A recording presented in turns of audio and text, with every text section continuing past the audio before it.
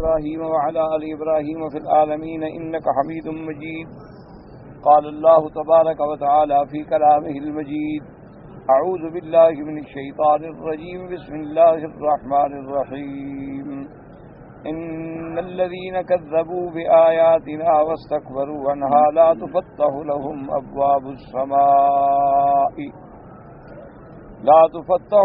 أبواب السماء ولا يدخلون الجنة حتى يلج الجمل في سم الخياط وكذلك نجزي المجرمين. لهم من جهنم مهاد ومن فوقهم غواش وكذلك نجزي الظالمين. قال المؤلف والمفسر رحمه الله تعالى: أداب النفع بعلومه وعلومكم في الدارين آمين، إلى أن قال. وقد رواه الإمام أحمد رحمه الله تعالى بطوله فقال: حدثنا أبو معاوية قال حدثنا الأعمش عن المنهال بن عمرو عن زازان عن البراء بن عازب رضي الله تعالى عنه قال: خرجنا مع رسول الله صلى الله عليه وسلم في جنازة رجل من الأنصار فانتهينا إلى القبر ولم يلهد، فجلس رسول الله صلى الله عليه وسلم وجلسنا حوله، كان على رؤوسنا الطير وفي يده عود ينكت به في الأرض، فرفع رأسه فقال: استعيذوا بالله من عذاب القبر مرتين أو ثلاثة ثم قال. اب مفسر رحمۃ اللہ علیہ فرماتے ہیں کہ امام احمد رحمۃ اللہ علیہ نے یہ حدیث مبارک جو ہے بڑی تفصیل کے ساتھ ذکر فرمائی ہے. جیسا کہ ہم نے الحمدللہ پڑھا تھا کہ لا تفتح لهم ابواب السماء کے بارے میں ایک قول یہ ہے کہ ان کے اعمال اور ان کی دعاؤں کے لیے آسمان کے دروازے نہیں کھولے جاتے، اور اسی میں یہ بات بھی دماغوں میں الحمدللہ رکھ لیں کہ آسمان کے دروازے کا دعاؤں کے لیے کھلنے کا کیا مطلب ہے. ورنہ تو بندہ جب دعا مانگتا ہے تو اللہ پاک تو سن رہے ہیں، ہر چیز اللہ تبارک و تعالیٰ کے سامنے ہے کہ ہم جو بھی دعا مانگیں اور خفیہ طریقے سے مانگیں اور بالکل صرف زبان ہل رہی ہے بلکہ وہ آواز الفاظ ہم خود بھی نہیں سن رہے ہیں لیکن پھر بھی اللہ تبارک و تعالیٰ سن لیتے ہیں. تو آسمانوں کے دروازے کھلنے کا کیا مطلب؟ یعنی یہ مومن کا اکرام ہوتا ہے کہ اللہ تبارک و تعالیٰ تو سن رہے ہیں لیکن پھر بھی اس کی دعاؤں کو آسمانوں پر بھیجا جا رہا ہے. تو یہ مومن کے لیے ایک بہت بڑا اعزاز اور بہت بڑا اکرام ہے. جیسے ہم ہمارے صالحہ کرتے ہیں تو اللہ کو تو علم ہے، اللہ کے علم میں ہے، فرشتے لکھ رہے ہیں، صحیفے بن رہے ہیں، لیکن پھر بھی ان کے اعمال صالحہ جو ہیں اور کلمات طیبہ وہ آسمانوں پر بھیجے جاتے ہیں.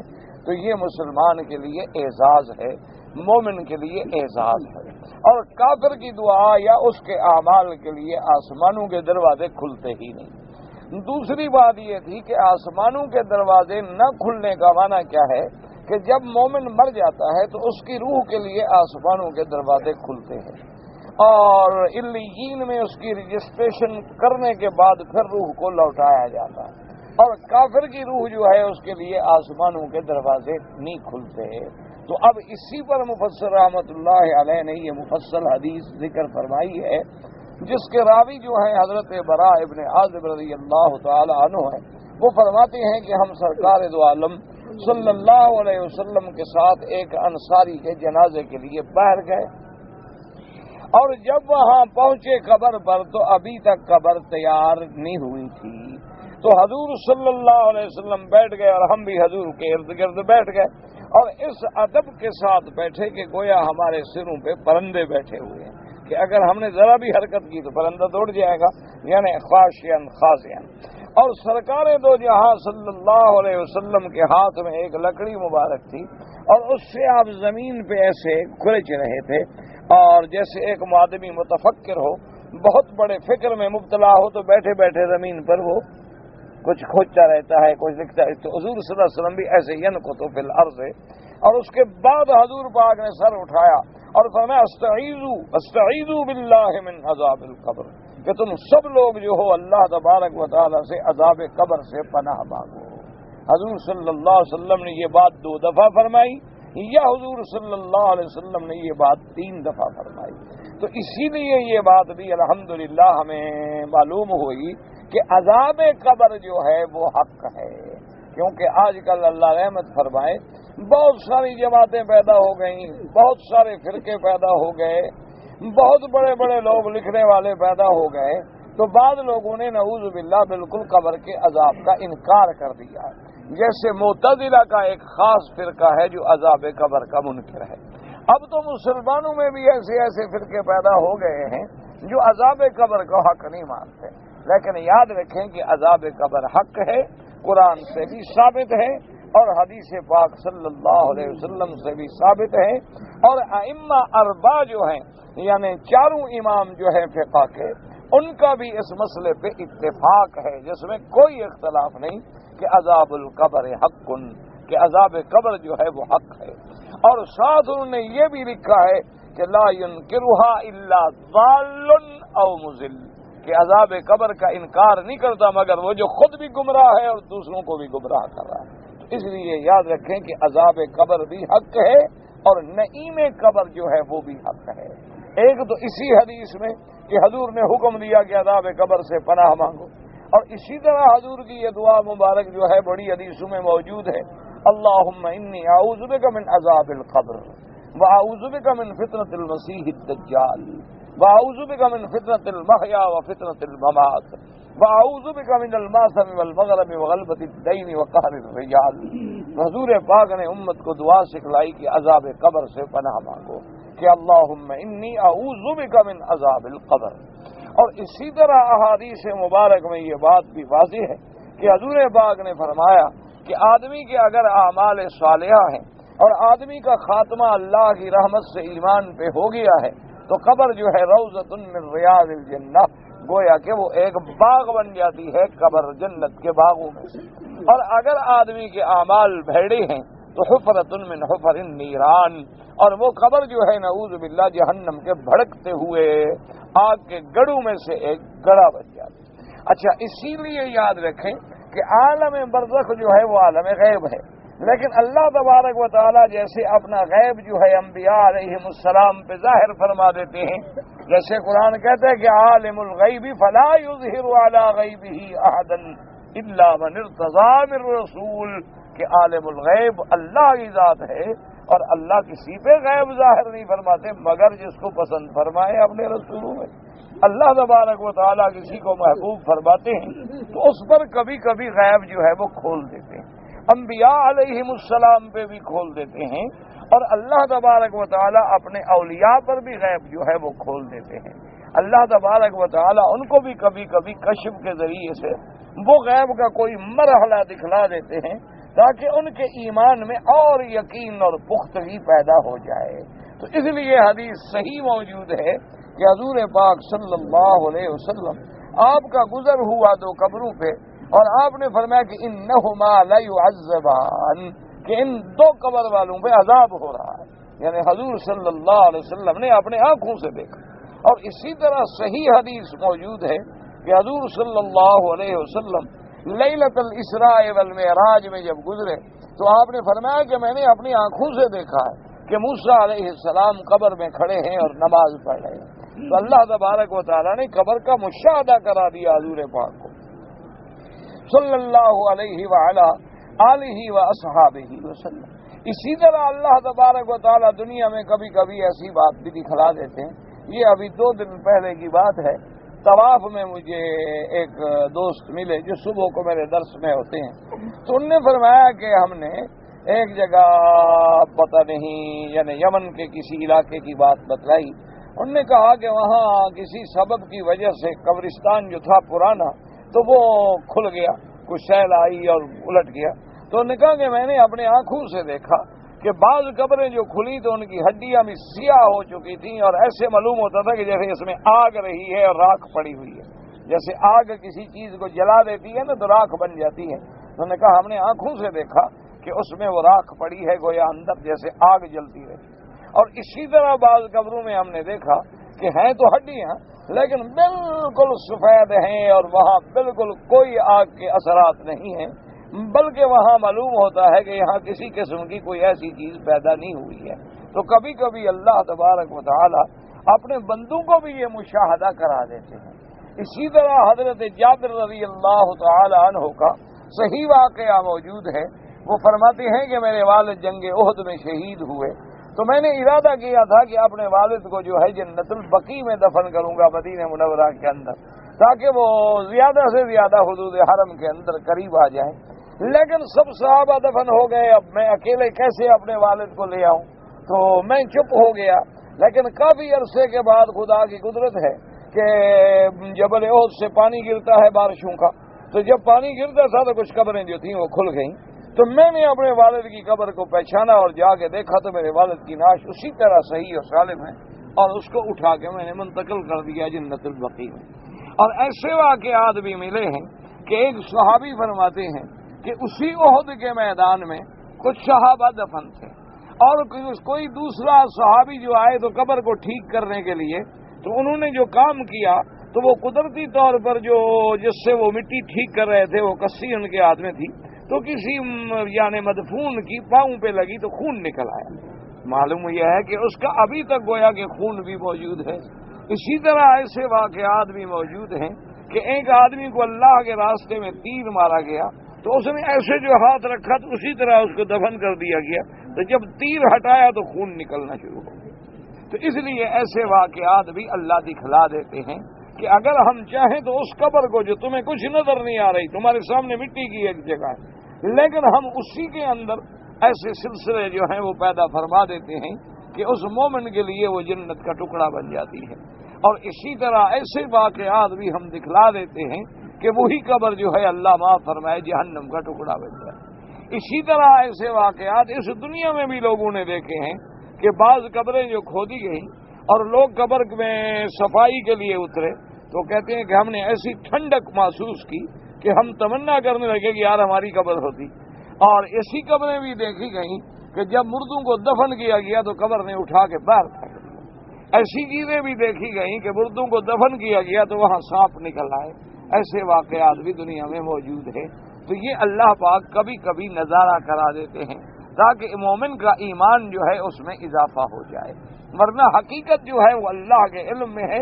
عام لوگوں سے اللہ نے پردہ رکھا ہوا ہے، اور یہ بھی اللہ کا کرم ہے کہ ہمارے ساتھ جو بھی قبر میں ہو رہا ہے اللہ نے چھپا دیا کہ چلو بندہ مومن ہے تو الحمدللہ اور گناہ گار ہے تو معاملہ اللہ کے سپرد ہے. اسی لیے حکم ہے کہ آدمی اللہ تبارک و تعالی سے ان مومنین کے لیے دعا کرے. اسی لیے ایک حدیث پاک میں آتا ہے کہ ایک صحابی جب فوت ہونے لگے تو انہوں نے اپنے اہل و عیال کو نصیحت کی کہ تم مجھے دفن کرنے کے بعد اتنی دیر قبر پہ کھڑے رہنا میری قبر پر، جتنی دیر میں اونٹ کو ذبح کیا جائے، اس کا کھال اتاری جائے اور گوشت بنا کے تقسیم کیا جائے، تو اتنی دیر جو ہے تم میری قبر پہ کھڑے رہنا. تو انہوں نے پوچھا کہ کیا وجہ ہے؟ کہا سوال جواب کا وقت ہوگا تو اپنے کھڑے ہوں تو بندے کو تسلی رہتی ہے کہ آدمی امتحان کے وقت میں، اگر مصیبت کے وقت میں دوست بیٹھے ہوں تو ذرا آدمی مطمئن ہوتا ہے نا، یہ میرے ساتھ بھی کوئی ہمدردی کرنے والا بیٹھا. تو اس لیے یہ حکم ہے. اور اسی طرح یہ بھی صحیح حدیثوں میں موجود ہے کہ جب ہم کسی مردے کو دفن کر کے چلتے ہیں اور مٹی اس کے اوپر ڈال دیتے ہیں تو وہ جانے والوں کا یسمع قرأ علیہم، وہ ان جانے والوں کے چلنے کی اور جوتوں کی آواز بھی سن رہا ہوتا ہے کہ بھئی کوئی جا رہے ہیں، بھئی اب مجھے سب دفن کر کے واپس جا رہے ہیں. تو یہ ساری روایات جو ہیں احادیث مبارک میں ملتی. اور اسی طرح اللہ تبارک و تعالی جب کوئی مومن دفن ہو جاتا ہے اور اس کے بعد اس کے آل اولاد، اس کے عزیز و اقارب، اس کے رشتہ دار اس کے لیے دعائیں کرتے ہیں، اس کے لیے قرآن پاک پڑھتے ہیں، اس کے لیے نفلی عبادات کرتے ہیں، اس کے لیے صدقہ و خیرات کرتے ہیں، تو باقاعدہ اللہ تبارک و تعالی فرشتوں کے ذریعے اس کو خبر دیتے ہیں اور وہ انتظار میں ہوتے ہیں کہ میرے لیے کوئی تحفہ آ گیا، کہ آج میرے عزیز نے میرے لیے تحفہ بھیجا ہے. اور جن کے لیے کچھ نہیں بھیجا جاتا تو وہ بڑے اداس ہوتے ہیں. وہ کہتے ہیں ہمارا بھائی کوئی بھیجنے والا بھی نہیں کہ ہمیں پیچھے کوئی یاد کرے، ہمیں تو کوئی یاد کرنے والا بھی موجود نہیں ہے۔ تو اس لیے ہمیشہ یاد رکھیں کہ عذاب قبر جو ہے وہ حق ہے، عذاب قبر کا انکار کرنا جو ہے وہ گمراہی ہے۔ اگر عذاب قبر نہ ہوتا تو اللہ کے نبی کس چیز سے پناہ مانگنے کے لیے سکھاتے؟ تو کوئی عذاب ہے، اور باقاعدہ نام لیا حضور نے کہ اللہم انی اعوذ بک من عذاب القبر۔ اور اسی طرح ہے فتنۃ القبر، کہ قبر میں وہ جو امتحان کی گھڑی ہے وہ بڑی سخت ہے، تو لہذا اس کے آزمائش و امتحان سے پناہ مانگی گئی۔ تو یہاں بھی اس حدیث مبارک میں صحابی جو ہے فرما رہے ہیں کہ حضور نے ایک دفعہ نہیں بلکہ 2 دفعہ بلکہ 3 دفعہ اپنے صحابہ کو حکم دیا کہ وَاسْتَعِيذُوا بِاللَّهِ مِنْ عَذَابِ الْقَبْرِ، اللہ سے پناہ مانگو کہ اللہ تبارک و تعالی عذاب قبر سے پناہ عطا کرے۔ اسی طرح صحیح احادیث مبارک میں یہ روایت ہے کہ جب مومن فوت ہوتا ہے اور اس کا جنازہ ہم لے کے چلتے ہیں تو گویا وہ زبان حال سے کہتا ہے کہ بھئی عجلونی عجلونی، مجھے جلدی لے جاؤ تاکہ میں اپنے اصلی گھر میں پہنچ جاؤں۔ اور اسی طرح اگر کسی کافر کا اور فاجر کا جنازہ ہے تو وہ کہتا ہے مجھے کہاں لے کے جا رہے ہیں، چونکہ آگے اس کو وحشت نظر آ رہی ہے نا کہ میں کہاں بھیجا جا رہا ہوں۔ اسی لیے ایک روایت میں یہ بھی آتا ہے کہ مومن کا جنازہ جب پڑھا جاتا ہے اور جنازے کو اٹھا کے لوگ لے چلتے ہیں قبرستان کی طرف، تو مومن کا جنازہ بڑی تیزی کے ساتھ جاتا ہے، بہت تیزی کے ساتھ۔ آپ نے دیکھا ہے نا، کئی دفعہ آپ نے جنازہ پڑھا ہوگا اور کئی دفعہ آپ جنت المعلیٰ میں بھی ساتھ جاتے ہیں، تو یعنی آدمی پیچھے دوڑتا رہتا ہے اور جنازہ کیا اور دوڑ رہا ہے اور بھاگ رہا ہے، حالانکہ وہ تو لوگوں کے کندھوں پہ ہے، وہ خود تو جلدی نہیں کر رہا، لیکن اللہ کی رحمت کا اشارہ ہوتا ہے کہ دیکھو کہ مومن کا جنازہ کتنا اسرع۔ اور اسی طرح مومن کا جنازہ جو ہے وہ ہلکا ہو جاتا ہے، حالانکہ بندے کی لاش بہت بڑی ہے، بڑا قداور بھاری آدمی، لیکن جنازہ اٹھائیں گے تو آپ کو وزن محسوس نہیں ہوگا۔ اسی لیے ایک صحابی جب فوت ہوئے حضرت سعد رضی اللہ تعالی عنہ، تو صحابہ نے پوچھا باقاعدہ کہ یا رسول اللہ صلی اللہ علیہ وسلم، ہم جب حضرت سعد کا جنازہ اٹھا کے لا رہے تھے تو بالکل محسوس ہی نہیں ہوتا تھا کہ باہر ہے، حالانکہ تو بڑا جوان تھا ماشاء اللہ۔ حضور نے فرمایا تمہیں پتہ ہے میرے صحابی کے جنازے اٹھانے میں بھی اللہ کے فرشتے شریک تھے، اللہ تبارک و تعالیٰ کے فرشتے جو ہیں وہ بھی تشریح کر رہے تھے جنازے۔ اس لیے فرشتے جو ہیں وہ ہر مومن کی موت کے وقت اترتے ہیں، ہر مومن کو وہ خوشخبری سناتے ہیں، اور مرنے سے پہلے اس کو بڑے عجیب بہترین منظر خوشنما نظر آتے ہیں تاکہ اس کی روح جو ہے دنیا کو چھوڑنے میں اداس نہ ہو جائے۔ کیونکہ آپ کو اگر ایک گھر میں اس کے بجائے آپ رہتے ہیں 4 کمرے کے گھر میں، اللہ پاک آپ کو ایک محل عطا فرمائے تو آپ اس کو چھوڑتے ہوئے تھوڑا کم کریں، اور اگر 4 کمرے کے گھر کے بجائے وہ نکال کے باہر پھینک دیں، پھر آپ نے جانا ہو جھوپڑی میں یا فٹ پاتھ میں تو آپ کو وہ 4 کمرے بھی یاد آئیں گے کہ یار ہم آرام سے رہتے تھے، کہاں مصیبت میں آ گئے۔ تو اسی طرح جو مومن ہے جب اس دنیا سے جاتا ہے تو اگلی دنیا کی جو نعمتیں نظر آتی ہیں تو بھول جاتا، کہتے ہیں اچھا ہوا جان چھوٹ گئی الحمدللہ کہ آج میں اس جہنم سے نکل رہا ہوں۔ اسی لیے صحیح روایات میں یہ بات موجود ہے کہ سیدنا عثمان رضی اللہ تعالی عنہ کی خدمت میں حضرت عبداللہ ابن سلام آئے رضی اللہ تعالی عنہ، اور یہ اس دور کا وقت ہے جب حضرت عثمان پر محاصرہ کر لیا گیا، آپ کے گھر کو باغیوں نے گھیر لیا، تقریباً 700-600 آدمی کے قریب باغی تھے، انہوں نے جب گھیر لیا تو عبداللہ ابن سلام نے جہاں آ کے باقی باتیں بھی کی تو انہوں نے یہ بھی کہا کہ حضرت آپ خلیفۃ المسلمین ہیں، آپ امیر المومنین ہیں، یہ 500-600 آدمی کیا حیثیت رکھتے ہیں، آپ کی یہاں قوت ہے، طاقت ہے، فوج ہے، آپ تو اگر حکم کریں دینے کی تو بوٹی بھی نہیں ملے گی۔ آپ نے فرمایا کہ نہیں، میں حضور کے شہر میں خون بہانا نہیں چاہتا، میں اللہ کے نبی کے اس امن والے رحمت والے گھر میں سبب نہیں بننا چاہتا کہ میری وجہ سے یہاں قتال ہو جائے، لڑائی ہو جائے، لوگ مارے جائیں، خون بہہ جائے، زیادہ سے زیادہ لوگ مجھے مارنا چاہتے ہیں۔ اور اس کے بعد یہ بھی فرمایا کہ میں نے تو خواب میں دیکھا ہے کہ حضور مجھے بلا رہے ہیں۔ حضور صلی اللہ علیہ وسلم نے فرمایا عثمان جلدی کرو ہمارے پاس آنے کی، ہم تو انتظار کر رہے ہیں تمہارے۔ تو اس لیے اللہ تبارک و تعالی مومن کو ایسی باتیں جو ہیں وہ دکھلا دیتے ہیں، لیکن شرط یہ ہے کہ خاتمہ ایمان پہ ہو جائے۔ اللہ تبارک و تعالی اعمال صالحہ کی توفیق عطا فرمائے، اور اللہ تبارک و تعالی ہم سب کی آخری ایام جو ہیں وہ بہتر بنا دیں۔ اللہم اجعل خیر ایامنا آخرہا. حضور نے فرمایا یہ دعا مانگا کرو کہ یا اللہ میرے آخری دن بہتر ہیں. اللہم اجعل خیر یومنا یوم نلقاک، کہ یا اللہ ہمارا سب سے بہتر وہ دن ہو جب ہم تیرے دربار میں آئیں، جب ہمارا لقاء ہو تو ہمارے لیے وہ رحمت اور خیر کا دن ثابت ہو جائے. تو صحابہ کہتے ہیں کہ حضور پاک نے یہ حکم دیا. ثم قال ان العبد المؤمن اذا كان في انقطاع من الدنيا واقبال الى الاخره نزل اليه ملائكه من السماء بيض الوجوه كأن وجوههم الشمس معهم كفن من اكفان الجنه وحنوط من حنوط الجنه حتى يجلسوا منه مد البصر. اب مفسر رحمۃ اللہ علیہ فرماتے ہیں کہ سرکار دو عالم سیدنا محمد الرسول اللہ صلی اللہ علیہ وسلم نے فرمایا ان العبد المؤمن، کے مومن کا وقت جب آتا ہے دنیا سے جدا ہونے کا، آخرت کی طرف جانے کا، اللہ کے فرشتے آسمانوں سے اترتے ہیں، ان کے چہرے ایسے روشن ہوتے ہیں جیسے سورج روشن ہو. ماہم کفن من اکفان الجنتی، وہ جنت میں سے کفن بھی لے آتے ہیں ساتھ، وحنوت من حنوت الجنت، اور جنت سے خوشبوئیں بھی لے آتے ہیں. یاد رکھیں حنوت اس خوشبو کو کہا جاتا ہے جو مردے کے لیے استعمال ہوتی ہے.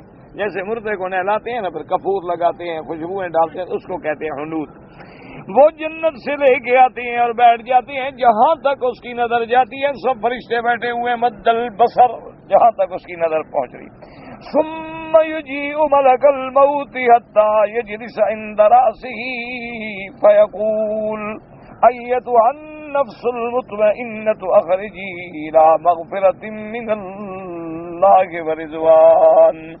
قال فتخرج تسيل كما تسيل القطرة في السقاء فيأخذها، فإذا أخذها لم يدعوها في يده طرفة عين حتى يأخذوها فيجعلوها في ذلك الكفن وفي ذلك الحنوط فيخرج منها كأطيب نفاذ مسك وجدت على وجه الأرض.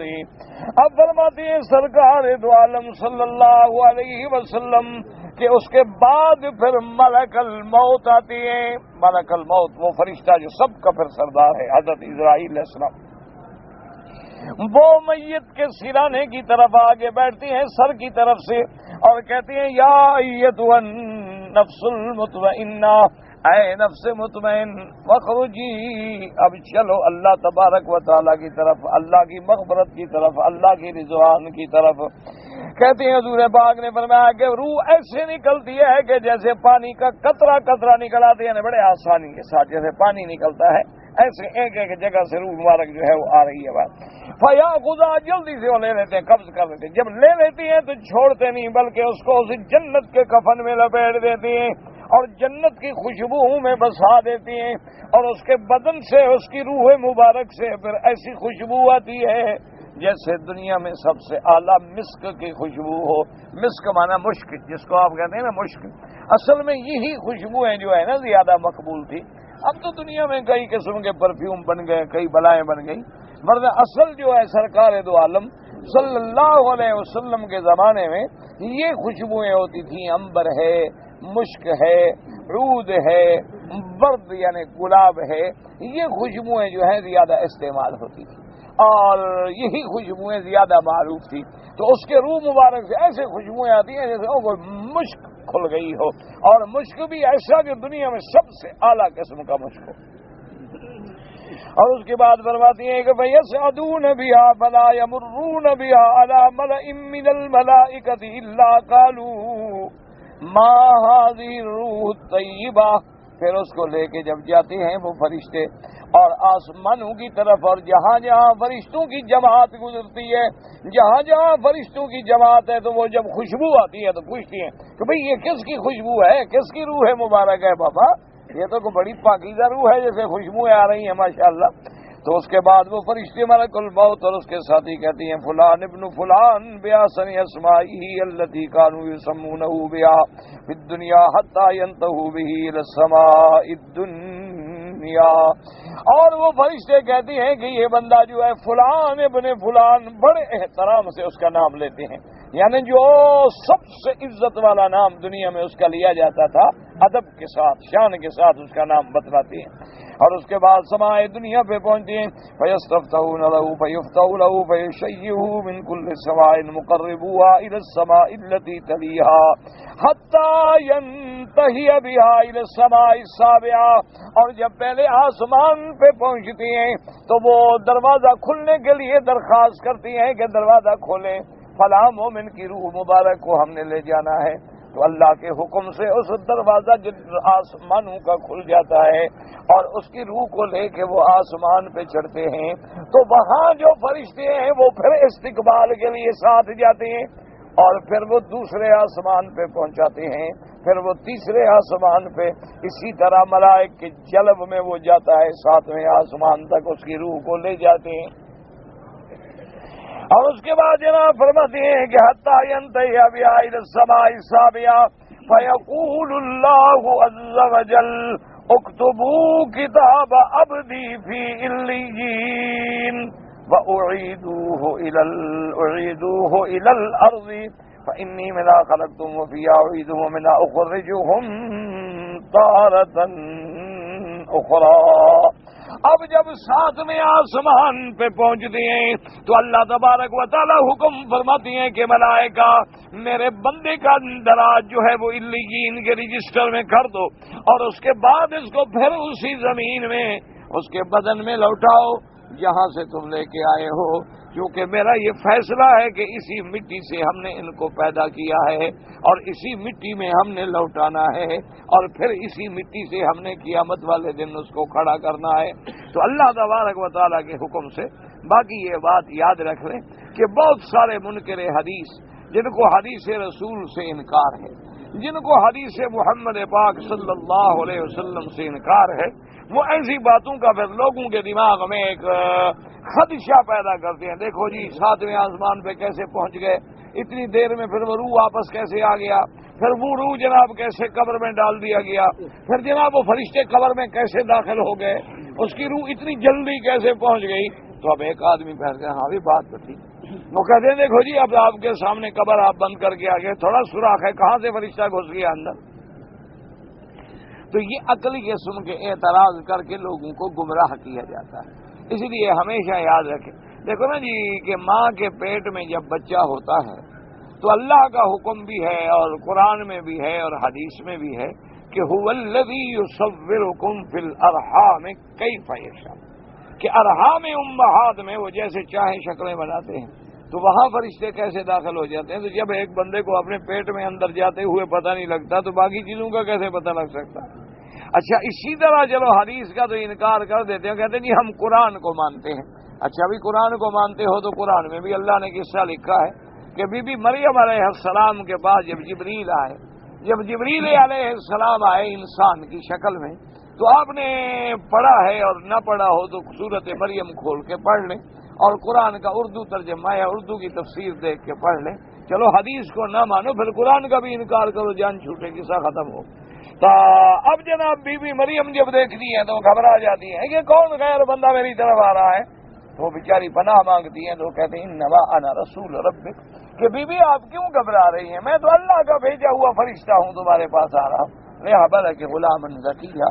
تو اب وہ جبریل علیہ السلام کیا کرتے ہیں، جب وہ بی بی مریم کے قریب آ کے باتیں کر رہے ہیں اسی وقت اللہ کے حکم سے پھونک مارتے ہیں تو روح اندر چلی جاتی ہے، خلاص اسی وقت حمل ہو گیا، کیونکہ بی بی کی شادی تو ہے نہیں۔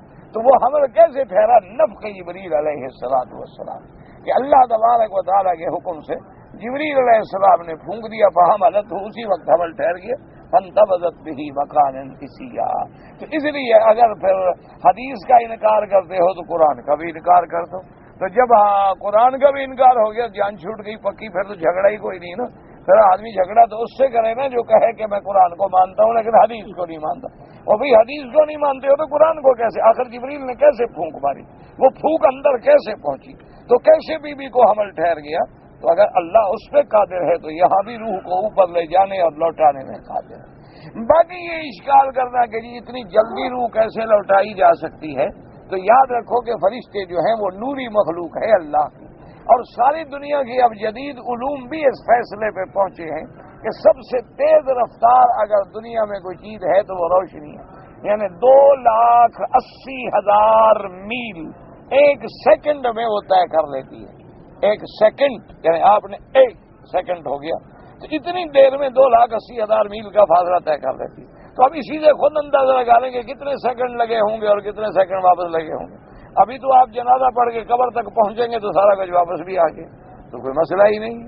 تو اس لیے کوئی اشکال ہی نہیں ہے اور کوئی مشکل بھی نہیں ہے، اور اللہ تبارک و تعالیٰ کے آگے روح کا جیسے نکالنا مشکل نہیں ہے، اسی طرح پھر روح کا لوٹانا بھی مشکل ہے۔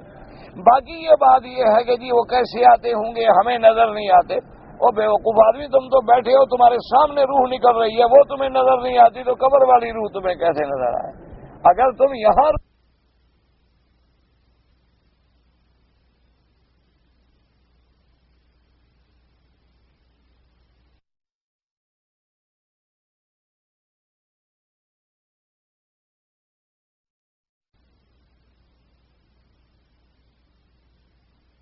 رہی ہے، تمہارے سامنے وہ مر رہا ہے، تمہارے سامنے اس کی روح نکل رہی ہے، ہاتھ پاؤں ٹھنڈے ہوتے جا رہے ہیں، ہاتھ پاؤں بیکار ہوتے جا رہے ہیں، تم دیکھ رہے ہو لیکن تمہیں پتہ نہیں کہ روح کیسے نکل رہی، اور تمہیں پتہ بھی نہیں لگتا کہ فرشتے کہاں ہیں، لیکن وہ دیکھ رہا ہوتا ہے۔ اچھا، اس کی چھوٹی سی مثال ایک اور سمجھ لیں، اس کا سمجھنا جو ہے وہ بڑا آسان ہو جائے گا کہ بعض بندے جو ہیں نا جی، مثلا کسی آدمی پر جن کا اثر ہو، صحیح معنی میں بعض تو ہوتے ہیں نا مکار کہ مجھے جن ہے اور فلان ہے، اور یہ تو مکر ہوتا ہے۔ یہ بات یاد رکھیں کہ تقریباً 90% تو جھوٹ ہوتا ہے، 90% جو ہے نا جی یہ عورتوں کا مکر ہوتا ہے، جھوٹ ہوتا ہے، اور 90% پیر جو ہیں وہ بھی فراڈی ہوتے ہیں۔ 90% کو تو آپ یہ سمجھ لیا کریں نہیں، یہ بالکل جھوٹ ہے، وہ تو سارا ایک بہانہ ہوتا ہے عورتوں کا بھی، اور آگے ان کو پیر بھی ویسے ہی ملتے ہیں، وہ علیحدہ پوچھ لیتے ہیں کہ بھئی جھگڑا ختم کرو، میری پیری رہنے دو اور سچی بات بتا دو، جو تم کہتی ہو میں کام کرا دیتا ہوں، اور کیا تمہارا مسئلہ میں حل کر دیتا ہوں، میری پیری تم چمکا دو، بس میں تھوڑا تمہیں ماروں گا، پڑوں گا، شور کرو، یہ کرو، بس جن کو ہم نے بھگا دیا، السلام علیکم۔ لیکن جن نے ایک شرط کی ہے، یہ یاد رکھنا، انہوں نے کہا کیا شرط؟ انہوں نے کہا ہر 3 مہینے کے بعد فلاں مزار پہ 3 دن کے لیے زیارت کے لیے لے جانا، کیونکہ اس کا یار وہیں پہنچے گا نا۔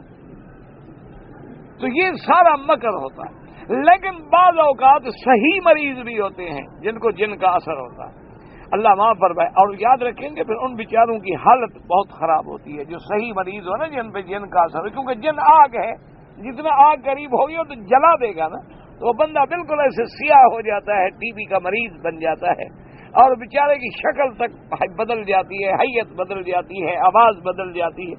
اچھا، جب اس کو وہ جن نظر آتے ہیں لیکن ساتھ بیٹھے ہوئے کو نظر نہیں آتے، تو بڑے بڑے عامل جو ہے نا وہ پڑھتے ہیں، آگے اس کو قابو کو تو پوچھتے ہیں، وہ کہتے ہیں ہاں جی وہ اب آ گیا ہے، وہ دیکھیں وہ آ رہا ہے، وہ دیکھیں جی وہ آ رہا ہے، وہ آ رہا ہے۔ اچھا، ساتھ بیٹھے ان کو کوئی پتہ نہیں کہاں آ رہا ہے، کہاں آ رہا ہے، کچھ بھی نہیں۔ اچھا، ہمارے ایک استاد تھے، اللہ ان کی قبر پہ کروڑوں رحمتیں فرمائے، تو ہم اس وقت ابتدائی کتابیں پڑھتے تھے، اور یہ اللہ کا کرم ہے، اللہ کا شکر ہے کہ ہم لوگ موحد گھرانوں میں پیدا ہوئے، ہم نے موحد استادوں سے پڑھا، باپ کے گھر میں بھی توحید تھی اور مدرسوں میں بھی توحید تھی، اور کوئی شرک بدعت کا چکر نہیں تھا، یہ اللہ کی مہربانی ہے ابتدا سے۔ تو اس لیے ہم ان چھوٹی موٹی باتوں کو مانتے بھی نہیں تھے اور کوئی توجہ بھی نہیں کرتے تھے، چھوڑو یہ کیا چکر ہے۔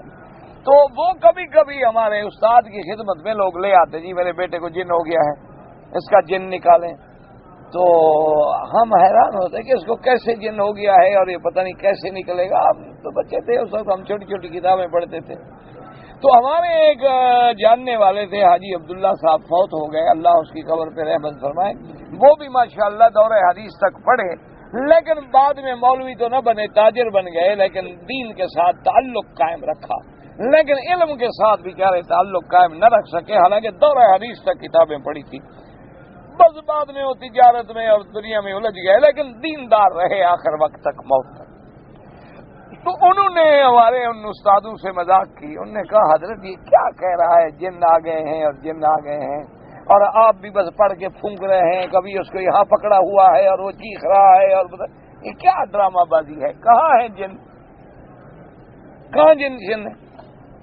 تو انہوں نے کہا اچھا تم دیکھنا چاہتے ہو جن؟ انہوں نے کہا جی یہ جن دیکھنا چاہتے ہو. کہاں جن دکھائیں جی کہاں ہے؟ انہوں نے کہا اچھا ٹھیک ہے رات عشاء کے بعد آ جانا اور جہاں میں سوتا ہوں نا میرے کمرے میں آ کے سو جانا, چلو تمہیں دکھاتے ہیں بابا جن تم نہیں جو مانتے ہو. اللہ کے بندے قرآن کہتا ہے جن ہے, نبی پاک فرماتے ہیں جن ہے, حضور کے پاس جن گئے ہیں, تم کہتے نہیں ہیں. کوئی عقل ہے؟ عجیب بندے ہو تم.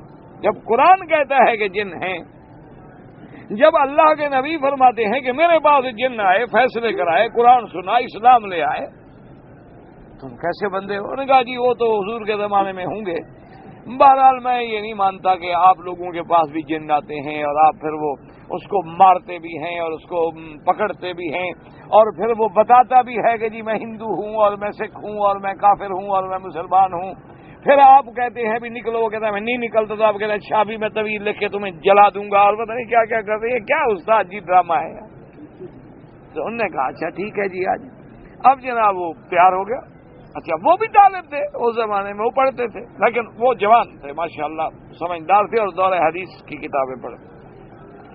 تو انہوں نے کہا جی میں ٹھیک ہے. انہوں نے کہا ڈرنا شرنا نہیں. انہوں نے کہا جی ڈروں تو تب جب کچھ ہو. کوئی جن نہیں آتا نا, تو کوئی جن نہیں. ہم طالب خود بڑے جن ہیں, ہمیں دیکھ کے یہ بھاگ جاتے ہیں کہاں ہیں جن. تو جب جناب رات کو سویا تو آدھی رات کے بعد جناب دھاڑے مارتا ہوا استاد کے کمرے سے بھاگا اور نکلا اور طالب پکڑ رہے ہیں اور پریشان ہے بیچارہ.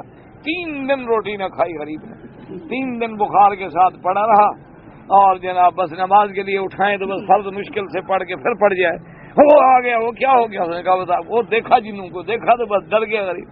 تو 3 دن پھر استاد اس بیچارے میں پڑھتے رہے کہ یہ غریب بچ جائے گا, ایسا نہ ہوگا یہ مر جائے گا. تو ایسے جنات ہوتے ہیں, ان کا وجود ہوتا ہے, حقیقت ہے. مدرسوں میں پڑھتے ہیں, طالب بن کے پڑھتے ہیں. اور جنات میں علماء ہیں, جنات میں اللہ کے ولی ہیں, جنات میں بڑے بڑے محدث ہیں, جنات میں صحابی محمد مصطفیٰ ہیں, جنات میں تابعین ہیں, جنات میں ایسے لوگ ہیں جن نے خود حدیث حضور پاک سے پڑھی ہے, حضور صلی اللہ علیہ وسلم سے سنی ہے. تو اس لیے یہ بات باقی ہے کہ ہمیں نظر نہ, وہ تو قرآن کہتا ہے ابھی تمہیں نظر نہیں آتے. انہ یراکم هو وقبیلہ من حیث لا ترون. اچھا اور اس کو کیوں نظر آتے ہیں کہ اس پر تو اثر ہوتا ہے. اچھا اس کے عامل کو کیوں نظر آتے ہیں کہ وہ اس کو توڑ کر رہا ہے, نکال رہا ہے, تو اس کو بھی نظر آ جاتے ہیں, لیکن عام آدمی کو نظر نہیں آتا. اسی لیے اللہ نے عذاب قبر جو ہے وہ بھی ہماری آنکھوں سے چھپا لیا. حضور پاک نے فرمایا کہ عذاب قبر جب بندے پہ ہوتا ہے تو یسمع الثقلین, یعنی دنیا کی ہر چیز سنتی ہے, جانور, چرند, پرند سب سنتے ہیں, الا الثقلین, مگر جن اور انس جو ہے وہ نہیں سنتے. اللہ نے ان کو محفوظ کر دیا, ان کو نہیں سنایا جاتا. کیوں؟ حضور نے فرمایا اللہ کی حکمت ہے کہ اگر تمہیں عذاب قبر دکھا دیا جاتا یا تم کو سنا دیا جاتا تم تو اپنے مردوں کو سڑک پہ پھینک کے بھاگ جاتے. کبھی کیسے ہم ان کو دفن کریں؟ تم تو کبھی اپنے ہاتھوں سے دفن بھی نہ کرتے. اس لیے اللہ نے اپنے بندوں سے اس کو, ہاں کبھی کبھی اللہ دکھلا بھی دیتے, اللہ تبارک و تعالی کبھی کبھی کھول بھی دیتے ہیں.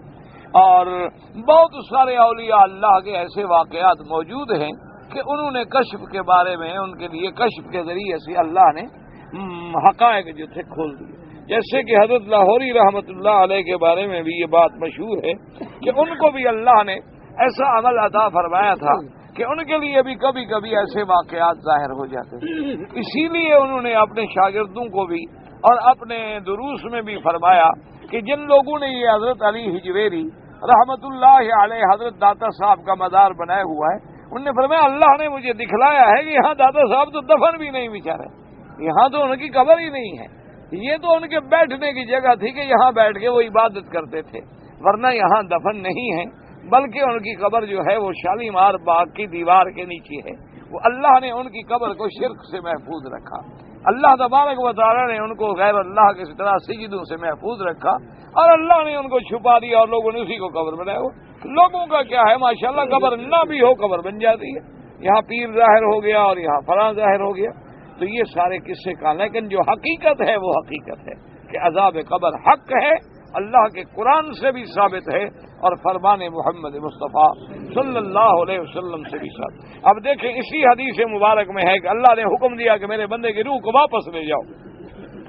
قال فتعاد روحه فيأتيه ملكان فيجلسانه فيقولان له من ربك فیقول ربی اللہ فیقولان له ما دینک فیقول دینی الاسلام فیقولان له ما هذا الرجل الذی بعث فیکم فیقول هو رسول اللہ صلی اللہ علیہ وسلم. تو اس بندے کی روح کو لوٹایا جاتا ہے، اور جب وہ اس کے بدن میں لوٹا دی جاتی ہے تو دو اللہ کے فرشتے آ جاتے ہیں، منکر اور نکیر. وہ اس کو اٹھا کے بٹھلا دیتے ہیں، پھر اس سے سوال کرتی ہیں کہ من ربک، تیرا رب کون؟ یہ بھی اللہ کا کرم ہے کہ سوال بڑا آسان ہے، کیونکہ ربوبیت کا تو سب ماننے والے ہیں نا. کہ اور پھر وعدہ بھی یہی لیا گیا تھا نا کہ الست بربکم قالوا بلا. عالم ارواح میں یہی وعدہ، اس لیے سوال من ربک سے ہوتا ہے، الوہیت کے بارے میں نہیں، ربوبیت کے بارے میں سوال. اور وہ کہتا ہے اس کے دوسرا سوال یہ ہوتا ہے ما دینک، تیرا دین کیا ہے؟ فیقول دینی الاسلام، میرا دین جو ہے دین اسلام. فیقولان لہ، پھر وہ دونوں پوچھتے ہیں کہ ما ھذا الرجل الذی بعث فیکم. اب اس سے واضح ہو گیا کہ یہ جو جاہلوں نے بنا رکھا ہے کہ حضور ہر قبر میں حاضر ہیں، ہر قبر میں موجود ہیں، اور فرشتے کہتے ہیں کہ اس نبی کے بارے میں، تو حدیث میں واضح ہو گیا کہ الذی بعث فیکم، کہ وہ پیغمبر جو تمہارے پاس رسول بنا کے بھیجا گیا. یہ نہیں کہ وہ پیغمبر جو یہاں قبر میں موجود ہے. تو وہ اس کے بعد اس کو جواب دیتے ہیں. فرشتے جب سوال کرتے ہیں تو وہ جواب میں کہتا ہے ہو رسول اللہ، وہ کہتا ہے وہ اللہ کے رسول ہیں. فیقولان لہ وما عملک، فیقول قرأت کتاب اللہ فآمنت به وصدقت فینادی منادی من السماء صدق عبدی فافرشوه من الجنۃ وَأَلْبِسُوهُ مِنَ الْجَنَّةِ وَافْتَحُوا لَهُ بَابًا إِلَى الْجَنَّةِ. اب اس کے بعد پوچھتے ہیں کہ اچھا تم یہ تو بتاؤ کہ تم نے کیا عمل کیا کہ آج کامیاب ہو گئے. تو وہ مردہ کہتا ہے کہ میں فرشتے قرأت کتاب اللہ، میں نے اللہ کا قرآن پڑھا، فآمنت بہ، میں اللہ کے قرآن پہ ایمان لے آیا، بس صدق تو اللہ کے قرآن کی تصدیق کی.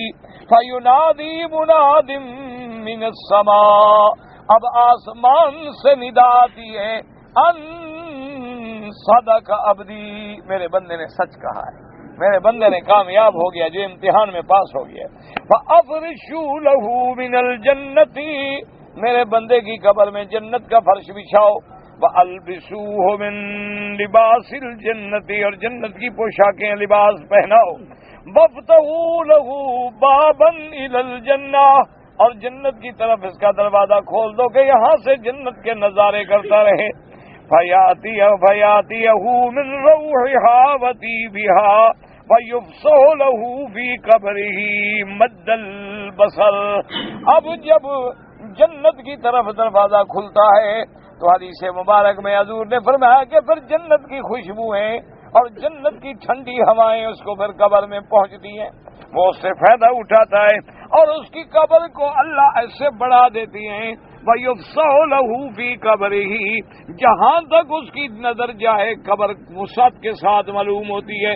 اور اس کے بعد جناب فرماتی ہیں مفسر رحمۃ اللہ علیہ قال وَيَأْتِي رَجُلٌ حَسَنَ الْوَجْهِ حَسَنَ الثِّيَابِ طِيبُ الرِّيحِ فَيَقُولُ أَبْشِرْ بِالَّذِي يَسُرُّكَ هَذَا يَوْمُكَ الَّذِي كُنتَ تُوعَدُ. اب اس کے بعد ایک بندہ اسی قبر میں خوبصورت چہرے والا اس کے پاس آ جاتا ہے، اس کا چہرہ بھی خوبصورت ہے، لباس بھی اعلیٰ پہنا ہوا ہے اور بہترین خوشبوئیں اس سے آ رہی ہیں، اور آ کے وہ مردے کو کہتا ہے کہ مبارک ہو تمہیں، مبارک ہو، خوشخبری ہو تمہیں اسی دن کے لیے جس کا اللہ نے تم سے وعدہ کیا تھا. فَيَقُولُ لَهُ مَنْ أَنْتَ فَوَجْهُكَ الْوَجْهُ يُجِيبُ الْخَيْرَ. اب وہ مردہ اس سے پوچھتا ہے کہ بھئی تو کون ہے، تو کیسا آدمی ہے؟ معلوم تو تیرے چہرے سے ہوتا ہے کہ تو کوئی بھلائی لے کے آنے والا بندہ ہے، بڑی عزت والا بندہ ہے. فَيَقُولُ أَنَا عَمَلُكَ الصَّالِحُ، وہ بندہ پھر جواب دیتا ہے کہ مت گھبرا، میں تو تیرا عمل ہوں، صالح عمل، اللہ نے مجھے یہ شکل دے کے بھیجا ہے تمہارے پاس۔ فَيَقُولُ رَبِّ أَقِمِ السَّاعَةَ رَبِّ أَقِمِ السَّاعَةَ حَتَّىٰ أَرْجِعَ إِلَىٰ أَهْلِي وَمَالِي، اور اس کے بعد پھر وہ بندہ کہتا ہے میرا مولا جب تو نے مجھے اتنی نعمتیں دے دی، اتنی راحتیں قبر میں دی ہیں، تو اقیم الساعۃ، مہربانی کر کے قیامت قائم کریں تاکہ میں اپنے باقی بچوں کو، مال کو، اہل کو بھی ملوں، تاکہ قیامت قائم ہوگی تو سب سے ملاقات ہوگی نا، کیونکہ وہاں تو ملاقات ہوتی نہیں۔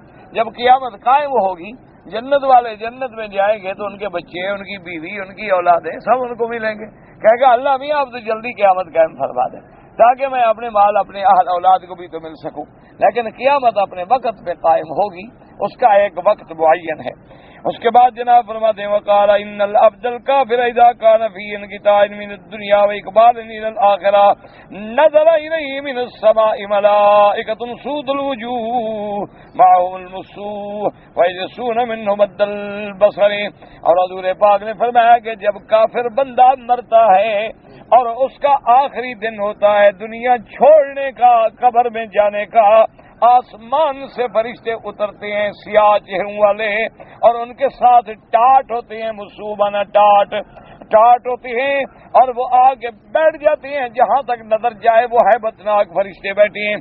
ثم یجیء ملک الموت حتی یسع عند راسہ، اس کے بعد اللہ کا فرشتہ ملک الموت آتا ہے اور اس کے سرانے بیٹھ کے کہتے ہیں ایتھا النفس الخبیثۃ اخرجی الی سخط من اللہ وغضب، وہ کہتے ہیں روح خبیث نکلو اب، چلو اللہ کے غضب کی طرف۔ قال فتفرق فی جسدی وینتظر کما ینتظر السفود من الصوف المبلول فیاخذها، اب جناب وہ روح جو ہے اس کی پورے بدن میں پھیلتی ہے اور وہ بھاگنے یعنی کوشش جیسے نہ نکلے، اس سے وہ کھینچتے ایسے نکلتا ہے کہ السفود من الصوف، السفود مانا کہ ایسی شاخ جس میں کانٹے ہوں اور اس کو اون میں لپیٹ دیا جائے، اور پھر اور اونٹ میں بھی، اور وہ اون جو ہے وہ بھی مبلل پانی سے بھیگی ہوئی اور کانٹے دار چیز ہو تو پھر کیسے نکلے گی؟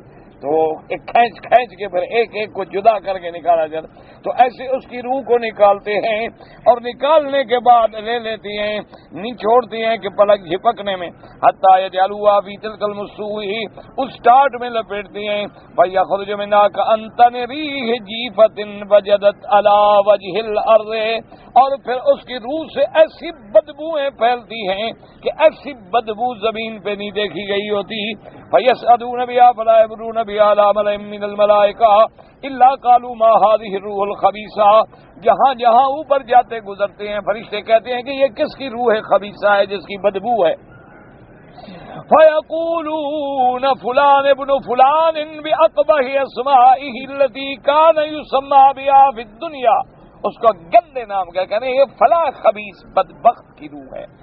کالا اس کے بعد جناب فرشتے جاتے ہیں حتی ینتہی بها الى السماء الدنیا فیستفتح فلا یفتح له، جب وہ پہلے آسمان دنیا پہ پہنچتی ہیں کہتی ہیں دروازہ کھولو، لیکن حکم ہوتا ہے اس کے لیے دروازے آسمانوں کے نہ کھولو۔ پھر میرے پاک سرکار مدنی صلی اللہ علیہ وسلم نے آیت پڑھی ولا تفتح لهم ابواب السماء ولا يدخلون الجنہ، ان کے لیے دروازے نہیں کھولیں گے نہ جنت، حتی یلج الجمل فی سم الخیاط، فیقول اللہ عز وجل، اللہ حکم دیں گے اکتبوا کتابہ فی سجین فی الارض السفلی، کہ زمین کے نیچے، ساتوں زمینوں کے نیچے مقام سجین پہ جا کے اس بدبخت کو لکھو، اس کو وہاں درج کیا جائے، فتطرح روح، پھر اس کی روح کو پھینکا جاتا ہے، جیسے کہ قرآن کہتے ہیں وَمَن یشرک بِاللَّهِ فَكَأَنَّمَا خَرَّ مِنَ السَّمَاءِ فَتَخْطَفُهُ الطَّيْرُ أَوْ تَهْوِي بِهِ الرِّيحُ فِي مَكَانٍ سَحِيقٍ، کہ جو بندہ مشرک ہے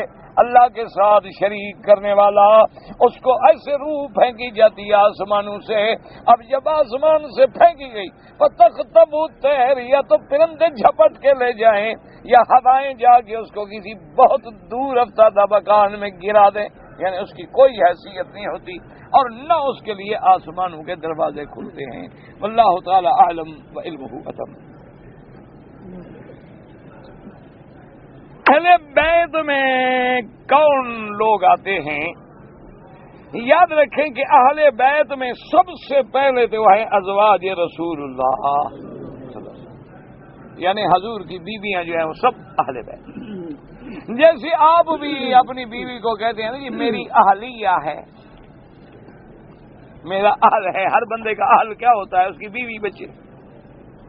اسی لیے اللہ نے قرآن میں بھی حکم دیا تھا لوط علیہ السلام کو کہ جب ان کی بستی والوں پہ عذاب آنا تھا تو اللہ نے حکم دیا کہ میرے پیغمبر فَأَسْرِ بِأَهْلِكَ کہ رات کو اپنے اہل کو لے کے نکل جاؤ۔ تو حضرت لوط علیہ السلام کن کو لے گئے؟ ایک بیوی کو اور اپنی بچیوں، اور تو کوئی ان کا اہل تھا نہیں۔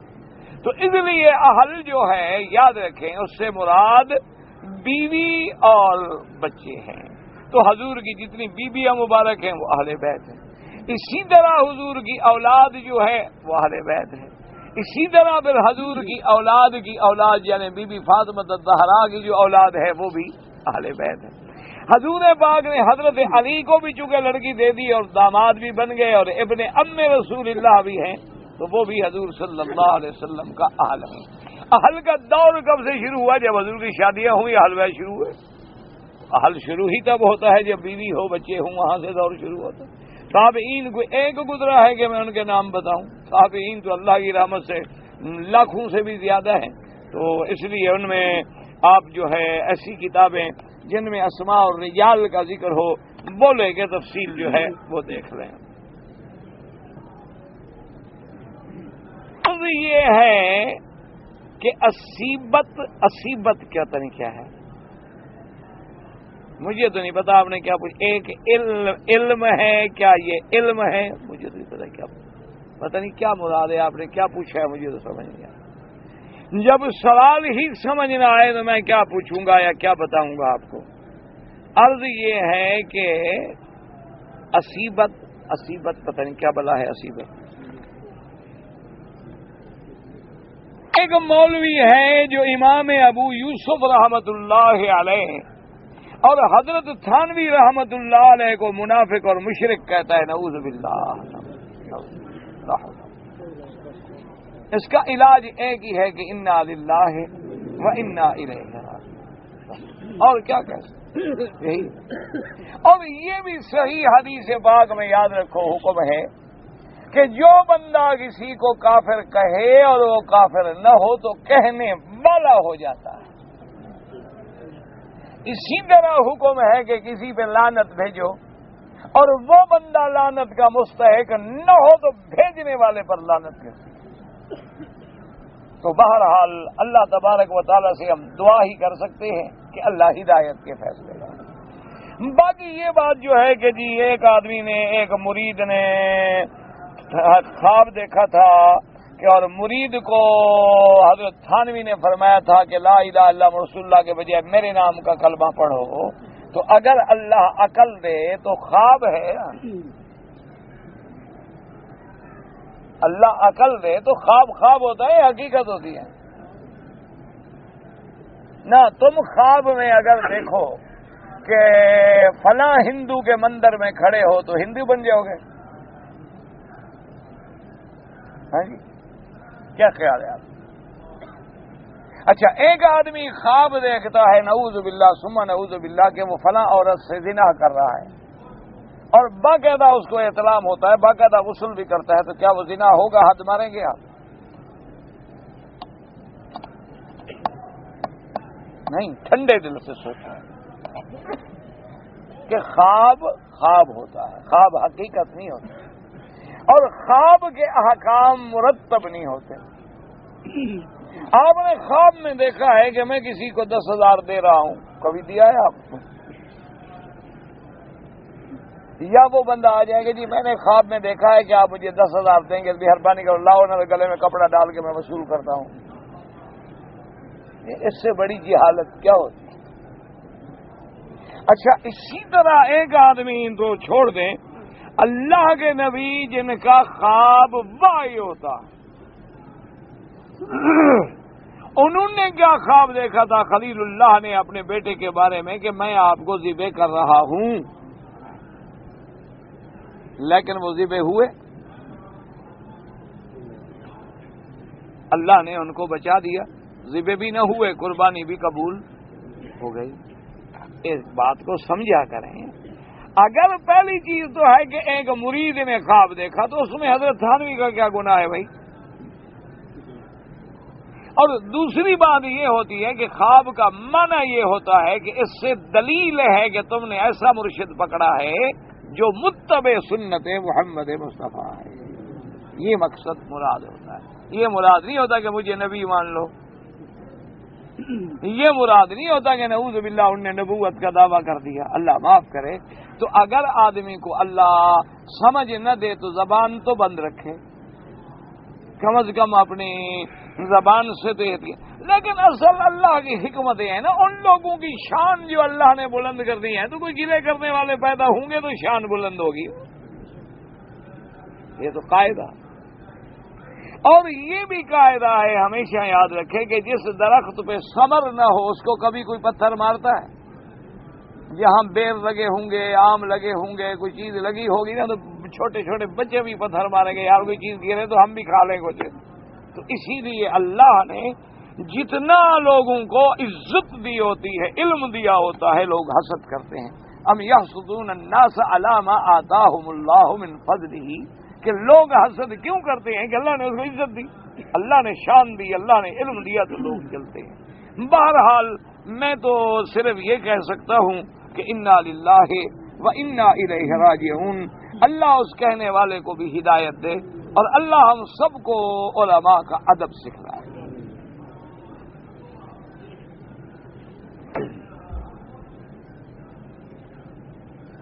میرے ایک بیٹے کا نام ہے عبد الندیم، یہ غلط ہے، یہ بالکل غلط۔ ندیم کوئی اللہ کا نام نہیں کہ تم اس کے عبد بن جاؤ۔ عبد الرحیم ہو سکتا ہے، عبد الرحمان ہو سکتا ہے، عبد الکریم ہو سکتا ہے، عبد العلیم ہو سکتا ہے، لیکن عبد الندیم جو ہے یہ غلط ہے، بالکل غلط۔ قرآن مجید میں تو حرمت والے مہینے جو ہیں وہ شوال، ذی القعدہ، ذی الحجہ، یہ جو ہے نا یہ حرمت والے مہینے، اور اسی طرح رجب۔ اگر میں اپنے بیٹے کا نام تبدیل کر دوں، جیسے عزیز الحکیم غلط نام ہے، یا رکھیں عبد العزیز یا عبد الحکیم، تو کیا میں عقیقہ بھی دوبارہ کروں؟ کیوں بیٹا بھی بدل گیا نہ، نام بدلنے سے بیٹا کیوں بدل گیا کہ عقیقہ رہتا ہو؟ کوئی عقل کی بات ہے جی کہ ہمارے ہاں قبروں پر جب مٹی ڈالتے ہیں تو کوئی کلمہ پڑھتا ہے، کوئی بسم اللہ پڑھتا ہے، کوئی ایسے حکم نہیں ہے، لیکن بہرحال یہ ہے کہ ایک مومن پہ مٹی ڈال رہے ہیں، اللہ کا ذکر کر رہے ہیں۔